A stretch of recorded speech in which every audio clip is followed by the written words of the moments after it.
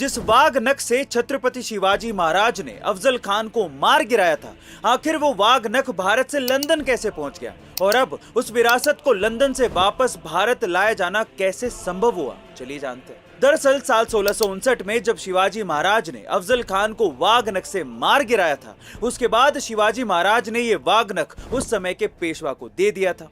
फिर साल 1818 में ईस्ट इंडिया कंपनी के अधिकारी जेम्स डफ को जब सतारा रियासत का एजेंट नियुक्त किया गया, उसी दौरान तत्कालीन पेशवा ने ये वाघ नख ब्रिटिश अधिकारी डफ को तोहफे में दे दिया था और कुछ सालों बाद डफ के वंशजों ने इस वाघ नख को लंदन के विक्टोरिया एंड एल्बर्ट म्यूजियम को सौंप दिया और कुछ इस तरह से शिवाजी महाराज का वाघ नख भारत से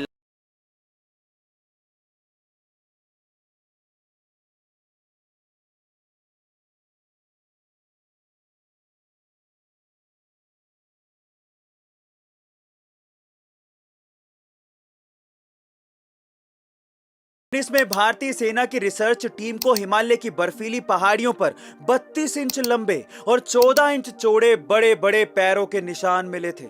इस घटना ने पूरी दुनिया को चौंका दिया था। हिमालय की पहाड़ियों के आसपास रहने वाले लोगों ने यह दावा किया था कि ये पैरों के निशान एक विशालकाय येती के हैं और उन्होंने येती को देखा भी है। हैरानी की बात यह है कि साल 1995 में नेपाल के इलाकों में येती की खबरें इतनी ज्यादा बढ़ गई थी कि नेपाल सरकार ने इस प्राणी के शिकार करने के लिए लोगों को लाइसेंस तक दे दिए थे। खास बात यह है कि इस प्राणी का वर्णन रामायण में भी मिलता है। रामायण में आधा भालू और आधा मानव शरीर धारण किए जामवंत जी का शरीर हूबहू येती से मेल खाता है और रामायण के अनुसार जामवंत ही एक अकेले ऐसे पात्र थे जो अपनी प्रजाति में अकेले जीवित बचे थे। वैसे गाइस, आपको क्या लगता है कि क्या सच में येती या यूं कहें कि जामवंत जी आज भी हिमालय की पहाड़ियों में जिंदा हैं? कमेंट सेक्शन में जरूर लिखिएगा। इस दुनिया में बहुत सी ऐसी खूबसूरत चीजें हैं जिसे हमें मरने से पहले जरूर देखना चाहिए। उसमें से एक है वियतनाम के बाना हिल्स पे बना हुआ गोल्डन ब्रिज। क्या खास बात है इसकी, मैं आप लोगों को बताता हूं। सोशल मीडिया पे फेमस इस गोल्डन ब्रिज को दो कंक्रीट के हाथों ने थामा हुआ है। पूरा का पूरा ब्रिज इन हाथों पे टिका हुआ है और लोग इसे ईश्वरीय हाथों का दर्जा दे रहे हैं। अभी तो हम लोग कहीं जा नहीं सकते, लेकिन जब ये कोरोना का संकट खत्म होगा तो मैं जरूर वियतनाम जाके इसे एक्सप्लोर करना चाहूंगा। आप लोग कहां जाना चाहेंगे जरूर लिखिएगा। एक बार 4 लड़के मुंबई घूमने गए और वहां पर उन्होंने एक टैक्सी भाड़े पे की। एक्चुअली उस टैक्सी के ड्राइवर सरदार जी थे।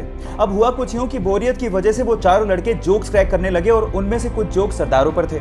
जब भी वो सरदारों वाले जोक्स क्रैक करते, सरदार जी को बड़े ध्यान से देखते, लेकिन सरदार जी कोई रिएक्शन दे ही नहीं रहे थे। जब पूरा दिन खत्म हो गया तो उतरते वक्त उन चारों लड़कों ने सरदार जी को कहा कि हमने सरदारों पर इतने जोक्स क्रैक किए, आपको बुरा क्यों नहीं लगा? तो उन्होंने तब भी कोई जवाब नहीं दिया और 100 रुपए देते हुए कहा कि अगर तुम्हें पूरी मुंबई में कोई सरदार भिखारी मिल जाए तो उसे मेरी तरफ से 100 रुपए दान कर देना। वो चारों लड़के पूरे दिन मुंबई घूमते रहे, लेकिन उन्हें कहीं सरदार भिखारी दिखाई नहीं। तब उन्हें समझ में आ गया कि हम मजाक जरूर उड़ाते हैं, लेकिन इससे मेहनती लोग होते भी नहीं हैं। गाइस, इन सरदारों के लिए एक हाथ तो बनता है।